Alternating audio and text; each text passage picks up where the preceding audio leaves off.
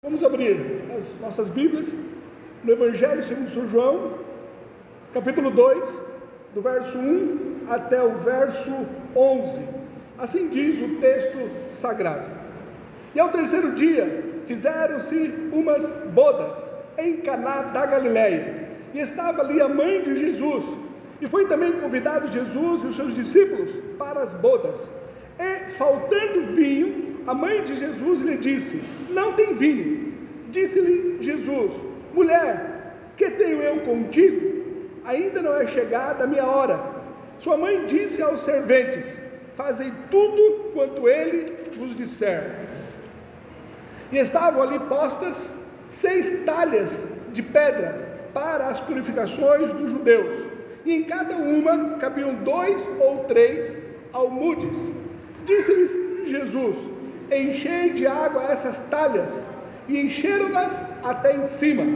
Disse-lhes, tirai agora e levai ao mestre-sala. E levaram. E logo que o mestre-sala provou a água feita vinho, não sabendo de onde viera, se bem que o sabiam os serventes que tinham tirado a água, chamou o mestre-sala ao esposo e disse-lhe: todo homem põe primeiro o vinho bom, e quando já tem bebido bem, então o inferior. Mas tu guardaste até agora o bom vinho. E Jesus principiou assim os seus sinais em Caná da Galileia, e manifestou a sua glória, e os seus discípulos creram nele. Até aqui temos lido a palavra de Deus. Vamos orar mais uma vez. Senhor, obrigado por esse momento único que temos, a oportunidade de poder engrandecer o Teu nome, prestar-lhe culto, dar-lhe a honra a Ti, pois somente a Ti é devido. Obrigado, ó Pai, por estarmos aqui reunidos como corpo, como família de Deus, como a igreja do Senhor, comprada pelo Teu sangue. Damos graças pelo Teu Espírito, que nos auxilia para engrandecer ao Teu Filho, para dar a glória ao Teu Filho. E é isso que nós buscamos, ó Pai, ao nos reunirmos aqui neste culto. Suplico também pelo Teu Espírito a capacitação para transmitir o que o Senhor já tem colocado em meu coração, e aos Teus filhos o discernimento para reter só o que vier da Tua parte. Eu oro assim em nome de Jesus, amém. Por assentar, irmãos. O Evangelho de João, ele pode ser dividido em 2 partes. Dos capítulos 1 ao 12, onde nós temos o ministério público de Jesus, com ênfase em seus milagres, e cobre um período de mais de 3 anos. E dos capítulos 13 ao capítulo 21, onde nós temos o ministério privado de Jesus, onde registra os seus discursos com os 12 e cobre um período de 4 dias, seguidos do capítulo 21, que acontece no 40º dia da ressurreição de Cristo. João, ao escrever esse evangelho, ele narra aqui os 7 milagres de Jesus, no qual ele chama aqui de sinais. O objetivo de João, ao escrever esses 7 milagres, esses 7 sinais, é para que os seus ouvintes venham crer no Senhor Jesus Cristo, reconhecendo Ele como Cristo, como Messias enviado, e assim crendo, confiem nele, tenham vida em seu nome. João, capítulo 20, do verso 30 ao 31, assim diz: Jesus, pois, operou também em presença de seus discípulos muitos outros sinais, que não estão escritos neste livro. Estes, porém, foram escritos para que creiais que Jesus é o Cristo, o Filho de Deus, e para que, crendo, tenhais vida em seu nome. Os 7 milagres, os 7 sinais, que são aqui narrados por João, são esses: capítulo 2, do 1 ao 12, onde Jesus transforma a água em vinho. Capítulo 4, do 46 ao 54, Jesus ele cura o filho de um oficial. João, capítulo 5, do 1 ao 17, Jesus cura um paralítico no tanque de Betesda. João, capítulo 6, do 1 ao 14, Jesus ele multiplica os pães. João, capítulo 6, do 16 ao 21, Jesus caminha sobre as águas. João, capítulo 9, do 1 ao 7, Jesus cura um cego de nascença. E João, capítulo 11, do 17 ao 45, onde Jesus, ele ressuscita a Lázaro. Nessa feita, vamos falar do primeiro milagre narrado por João, onde Jesus, em uma festa de casamento, ele transforma água em vinho. Vejamos aqui o verso 1. E ao terceiro dia fizeram-se umas bodas em Caná da Galileia, e estava ali a mãe de Jesus. Jesus ele foi criado em Caná da Galileia. Caná da Galileia fica a cerca de 6 quilômetros de Nazaré. Jesus ele foi a esta festa de casamento. Com isto, juntamente com os seus discípulos, com isto está mostrando que Jesus ele aprova as festas sãs, as festas que são saudáveis, as festas que são morais. Momento festivo, momento de festa, não é algo que contraria a expectativa de Deus, é algo que Deus ele se realiza no homem, onde que Deus ele não vê algo errado em todas as festas, momentos festivos que podem ocorrer entre amigos, entre famílias. Jesus ele participou então dessa festa de casamento, mostrando que ele aprova os momentos festivos, os momentos saudáveis e festivos, assim como ele também santifica o casamento. O casamento foi Deus quem instituiu. Gênesis capítulo 2, o verso 4. Portanto, deixará o homem o seu pai e sua mãe, e apegar-se-á à sua mulher, e serão ambos uma só carne. O casamento ele deve ser venerado. Hebreus capítulo 13, o verso 4. Venerado seja entre todos o matrimônio e o leito sem mácula. Porém, aos que se dão à prostituição e aos adúlteros, Deus os julgará. Proibir o casamento é uma doutrina de demônios. 1 Timóteo capítulo 4, do verso 1 ao verso 3. Mas o Espírito expressamente diz que nos últimos tempos apostatarão alguns da fé, dando ouvidos a espíritos enganadores, a doutrinas de demônios, pela hipocrisia de homens que falam mentiras, tendo cauterizado a sua própria consciência, proibindo o casamento e ordenando a abstinência dos alimentos que Deus criou para os fiéis e para os que conhecem a verdade, a fim de usarem deles com ações de graça. O ministério de Jesus deu início através de um casamento, e a história da humanidade também terminará com um casamento. No final da história humana, o povo de Deus irá celebrar as bodas do Cordeiro, irá celebrar então o casamento. Apocalipse capítulo 19, o verso 9. Disse-me, escreve: bem-aventurados aqueles que são chamados à ceia das bodas do Cordeiro. E disse-me: essas são as verdadeiras palavras de Deus. Tanto o início do ministério de Jesus como o fim da humanidade. E teremos então o casamento, a celebração de um casamento. O verso 2: e foi também convidado Jesus e os seus discípulos para as bodas. O fato de Jesus, juntamente com os seus discípulos, terem participado desse casamento, sugere que esse casamento tenha sido de um parente, ou então de amigos próximos. Isso nos explica o papel proativo aqui de Maria, a mãe de Jesus, na festa. Os discípulos que acompanharam aqui a Jesus, nos quais são mencionados, são os 5 que está relatado no capítulo 1.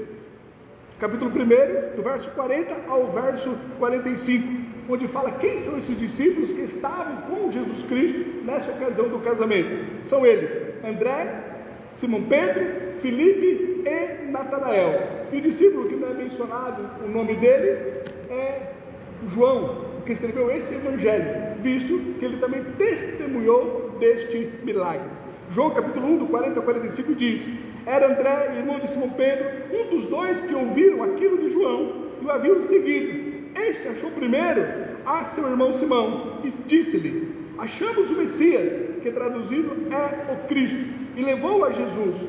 E olhando Jesus para ele, disse: tu és Simão, filho de Jonas, tu serás chamado Cefas, que quer dizer Pedro. No dia seguinte quis Jesus ir a Galiléia, e achou a Filipe, e disse-lhe: segue-me. E Filipe era de Betsaida, cidade de André e de Pedro. Filipe achou Natanael, e disse-lhe: havemos achado aquele de quem Moisés escreveu na lei e os profetas, Jesus de Nazaré, filho de José. Então o verso 2 diz: e foi também convidado Jesus e os seus discípulos. São esses 5 mencionados então no capítulo 1, que estavam com Jesus Cristo e com sua mãe no casamento. O verso 3: e faltando vinho, a mãe de Jesus lhe disse: não tem vinho. Embora a Bíblia ela condene qualquer tipo de embriaguez, ela não condena o consumo de vinho de uma forma moderada. Salmo capítulo 4, verso 7 diz: puseste alegria no meu coração, mais do que no tempo em que se lhes multiplicaram o trigo e o vinho. Salmo 104, verso 15: e o vinho que alegra o coração do homem, e o azeite que faz reluzir o seu rosto, e o pão que fortalece o coração do homem. 1 Timóteo 5, 23: não bebas mais água só, mas usa de um pouco de vinho, por causa do seu estômago e das tuas frequentes enfermidades. A Bíblia é bem clara em mostrar que Deus ele condena a embriaguez, mas ele não condena o uso moderado de vinho. De acordo com o costume da época, o casamento ele poderia durar até uma semana, e de acordo com a cultura no Oriente, a hospitalidade era vista como algo sagrado, e quando faltava o vinho, isto era visto como um vexame para a família, algo constrangedor para os familiares e principalmente ali para o noivo.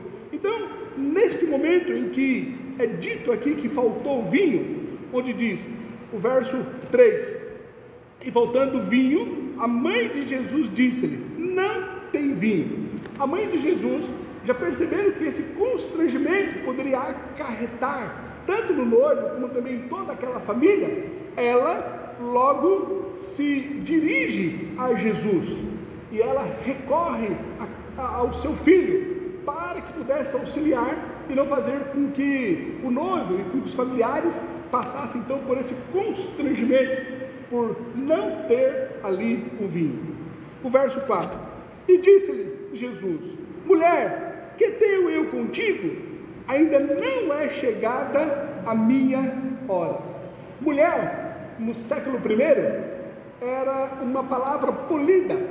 Na verdade, era o mesmo que hoje nós chamarmos uma mulher de senhora. Então, Jesus aqui não está ofendendo a sua mãe, não está ofendendo a sua mãe, né, ao chamá-la aqui de mulher. É como que ele estivesse dizendo, né, senhora, senhora. E também, quando Jesus ele diz isso, ele estava querendo corrigir qualquer mal entendido para que alguém pudesse pensar de que ele receberia ordens a não ser do seu pai. Jesus, ele recebeu ordens diretas do seu pai. A ele devia toda obediência, e essa era a sua vontade, a sua comida, obedecer tão somente o pai.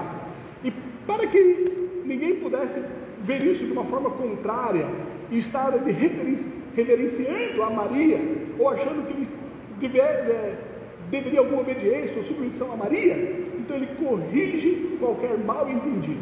A submissão de Jesus Cristo foi somente ao Pai. João capítulo 5, o verso 30. Eu não posso de mim mesmo fazer coisa alguma, como ouço, assim julgo, e o meu juízo é justo, porque não busco a minha vontade, mas a vontade do Pai que me enviou. João capítulo 8, verso 29. E aquele que me enviou está comigo. O Pai não me tem deixado só, porque eu faço sempre o que lhe agrada. Então diz aqui o verso 3, e faltando vinho, a mãe de Jesus lhe disse, não tem vinho. O verso 4, disse-lhe Jesus, mulher, que tenho eu contigo? Ainda não é chegada a minha hora. Essa frase, ainda não é chegada a minha hora, constantemente se refere à exaltação e à morte de Jesus. A morte e a exaltação de Jesus. A sua hora é o momento então que Jesus morreu e a sua exaltação. Capítulo 7 de João, verso 30. E procuravam, pois, prendê-lo, mas ninguém lançou mão dele, porque ainda não era chegada a sua hora. Capítulo 8, verso 20 de João. Estas palavras disse Jesus no lugar do tesouro, ensinando no templo, e ninguém o prendeu, porque ainda não era chegada a sua hora. Capítulo 13, verso 1. Ora, antes da festa da Páscoa, sabendo Jesus que já era chegada a sua hora de passar deste mundo para o Pai, como havia amado os seus que estavam no mundo, amou-os até o fim. Vemos também no Evangelho de João, capítulo 17, verso 1, capítulo 12, verso 23 e o verso 27, onde mostra então que a hora, chegada a hora de Jesus está relacionada então com a sua morte e a sua exaltação. O verso 5, sua mãe disse aos serventes, fazei tudo quanto ele vos disser. É interessante nesse texto, onde mostra que Maria, ela não sabia o que Jesus iria fazer. Ela estava diante de um problema, ela estava diante de uma possível constrangimento que iria afetar a reputação ali do noivo, mas diante de todo o seu problema, diante então dessa situação, não sabendo o que fazer e não sabendo o que Jesus ele poderia fazer, ela leva o problema a Jesus e confia nele. Olha aqui o verso 5, sua mãe disse aos serventes, fazem tudo quanto ele vos disser. Talvez essa deve ser uma posição que nós deveríamos tomar diante dos problemas, das dificuldades, de algumas incógnitas que a vida nos proporciona e que não sabemos o que fazer. Leve o seu problema a Jesus, coloque diante dele e confie nele. Maria fez isso, ela colocou esse problema, colocou essa situação diante de Jesus Cristo. Ela não sabia o que ele iria fazer e como iria fazer, mas ela tão somente confiou nele.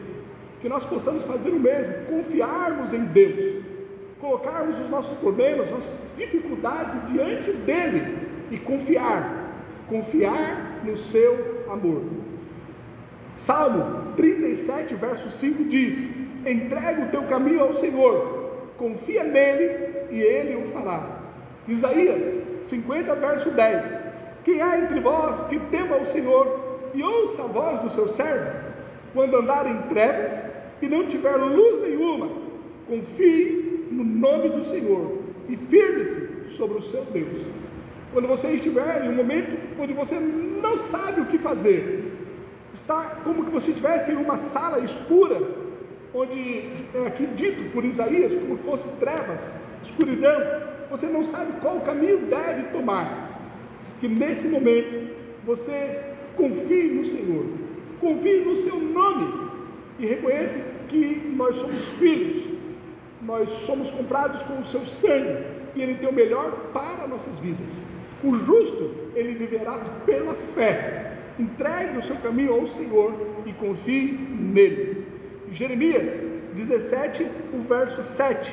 Bendito o homem que confia no Senhor e cuja confiança é o Senhor. O verso 5.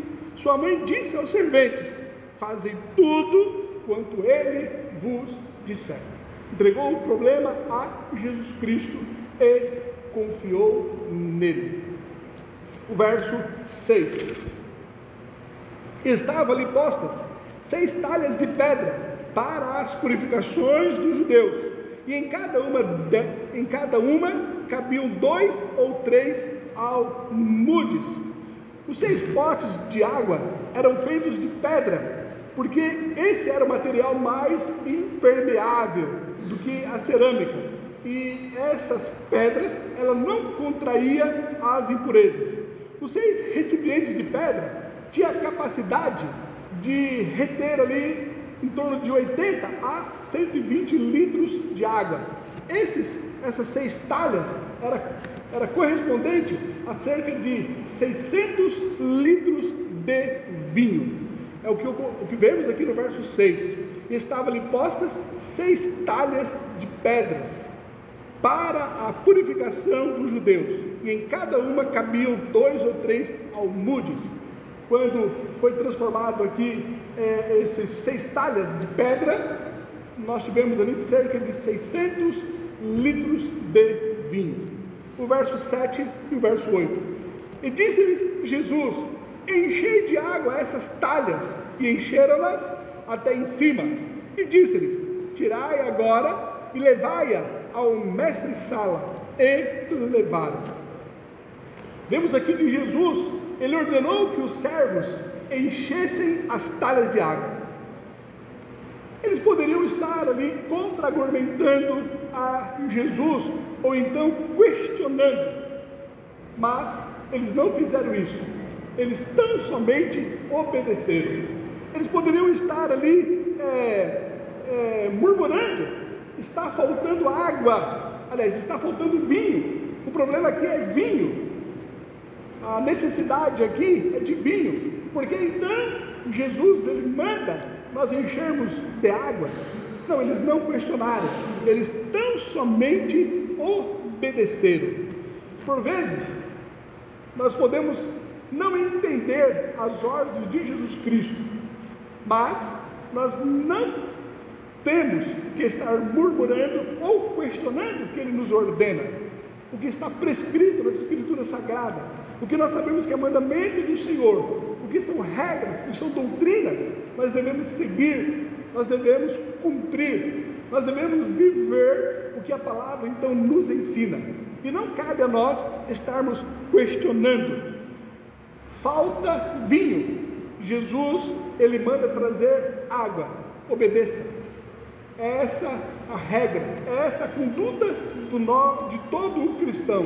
Nós estamos questionando as ordens do Senhor, mas cabe a nós obedecermos a ela. O verso 7 e o verso 8. Disse-lhe Jesus: enchei de água essas talhas, e encheram-nas até em cima, sem questionar, sem murmurar, não compreendendo, mas eles tão somente obedeceram. E disse-lhes: tirai agora e levai ao mestre-sala. Eles assim o fizeram, eles então levaram, como um ato de obediência a Jesus Cristo. João, capítulo 13, verso 7. Respondeu Jesus e disse-lhe: o que eu faço, não sabes tu agora, mas tu o saberás depois.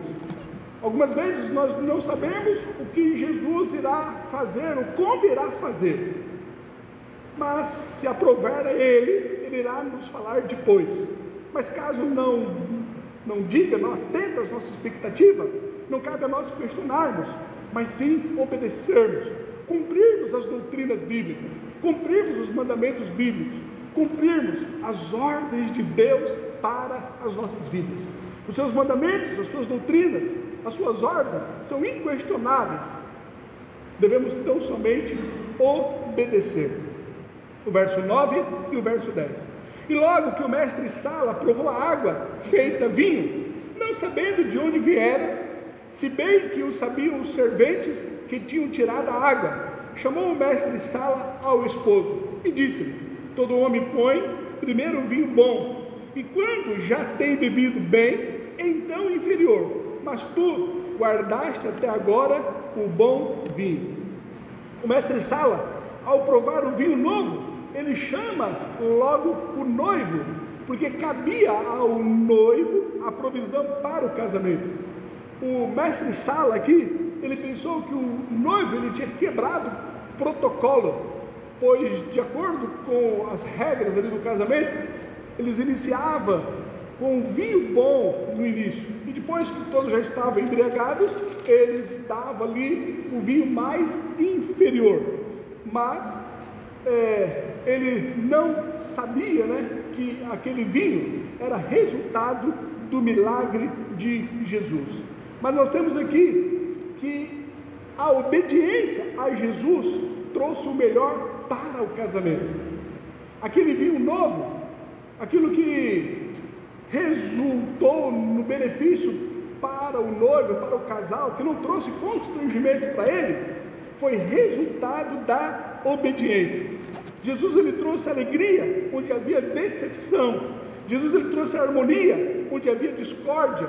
Jesus ele trouxe paz no meio da turbulência. E isso somente foi possível devido à obediência daqueles serventes, que cumpriram então a ordem de Jesus Cristo. Os resultados da nossa obediência são sempre os melhores para a nossa vida, ainda que nós não venhamos entender o espinho na carne, ainda que nós não venhamos entender o motivo das nossas tribulações, das nossas dificuldades, mas saiba, quando nós estamos dentro da vontade de Deus, os propósitos, os desígnios de Deus sempre são os melhores para a nossa vida. E a obediência dos serventes é que resultou na alegria para aquele casamento. Agora é interessante nós pensarmos, o que foi que motivou a Jesus Cristo a tomar este ato e fazer com que do vinho, aliás, da água se transformasse em vinho? Esse milagre foi um ato simples da bondade e do amor do Senhor Jesus Cristo. E quem foi que ele beneficiou ao ter transformado a água em vinho? Ele beneficiou ali ao casal, ele beneficiou a família, ele beneficiou ali o noivo, que poderia ficar com uma má reputação por não ter tido vinho, não ter usado ali de hospitalidade para aquelas pessoas que foram convidadas.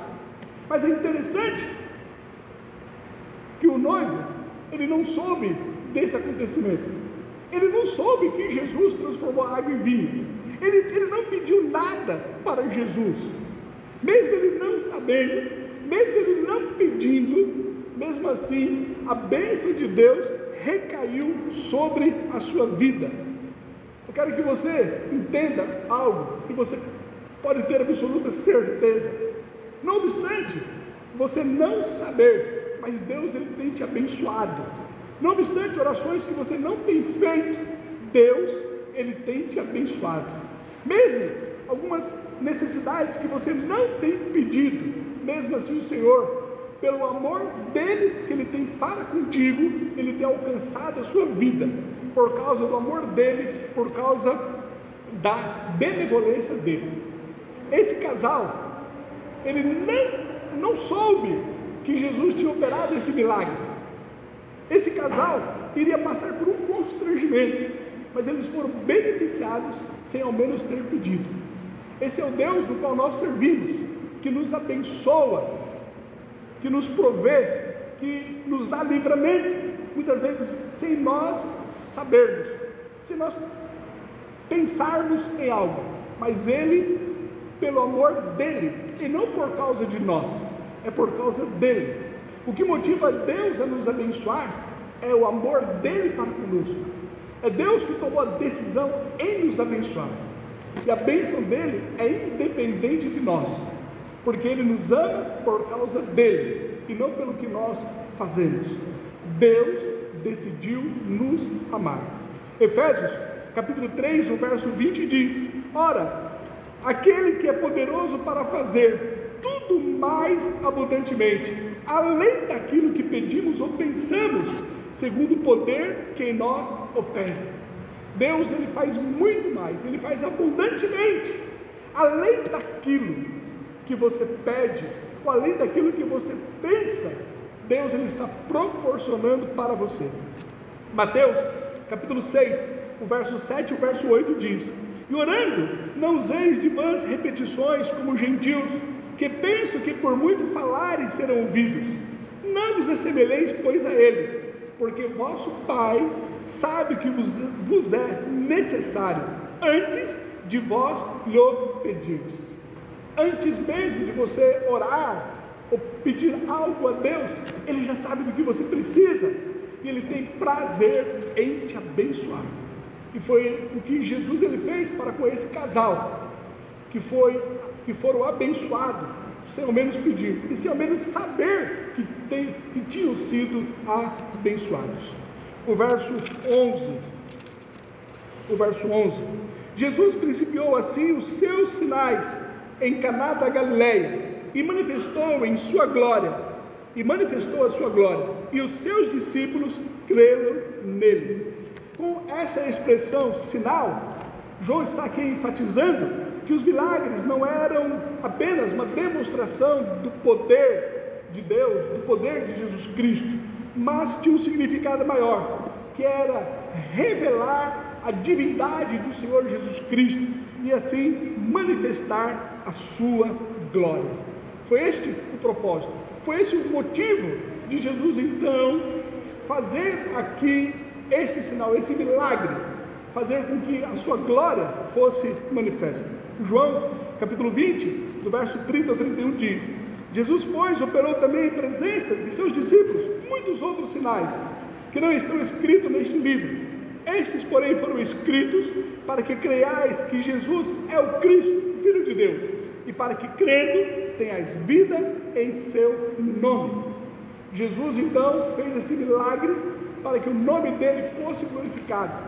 Talvez seja algo que deve motivar as nossas vidas, termos ações que nelas venham concorrer para a glória do Senhor Jesus Cristo. Que nós possamos pensar nisso, em tomarmos qualquer tipo de atitude que seja sempre para a glória do Senhor Jesus Cristo, e descartarmos, nos despojarmos, tirarmos da nossa vida, do nosso relacionamento, da nossa conduta, dos nossos pensamentos, tudo que não desemboca na glória do Senhor Jesus Cristo, mas que o nosso viver seja sempre motivado nesse interesse, que seja para a glória do Senhor Jesus Cristo. Coríntios, capítulo 12, ele diz: portanto, quer comais, quer bebais, ou fazeis outra qualquer coisa, fazei tudo para a glória de Deus. Que esse seja o nosso propósito. 1 Coríntios 10, verso 31. Que esse seja o nosso desejo, o nosso propósito, fazermos tudo para a glória do Senhor. Que Deus então nos abençoe. Lições que nós podemos tirar aqui desse texto. O que esse texto pode estar aqui nos ensinando para aplicarmos para as nossas vidas? Primeiro, Jesus, Ele aprova as alegrias sãs, e Ele santifica o casamento. A segunda lição: a Bíblia condena a embriaguez, mas não necessariamente condena o consumo moderado de vinho. A terceira lição: ainda que não saibamos como Jesus irá fazer, mesmo assim, devemos entregar os nossos problemas a Ele e confiar nele. A quarta lição: as ordens de Jesus não devem ser discutidas, mas sim obedecidas. A quinta lição: muitas vezes nós somos abençoados sem nem ao menos sabermos ou termos pedido a Deus, visto que o que motiva a Deus não são as nossas muitas orações, mas sim o amor dele para conosco. E por último, o que podemos aprender aqui nesse texto? que todas as nossas motivações devem ser para manifestar a glória de Jesus. Que Deus nos abençoe. Vamos orar. Ó Deus, em nome do Senhor Jesus Cristo, queremos dar graças a Ti por essas verdades estarem aqui contidas, que nós possamos vê-las como palavra de Deus, que possa enriquecer a nossa alma, fortalecer o nosso espírito e nos dar diretriz para entendermos a Tua vontade sobre nós. Senhor, que venhamos cumprir esses princípios e deixarmos com que eles se tornem vida em nós. Obrigado, ó Pai, por conhecermos a Tua palavra, termos acesso à Tua palavra. Obrigado, ó Pai, por essas verdades. Assim oramos, em nome de Jesus. Amém.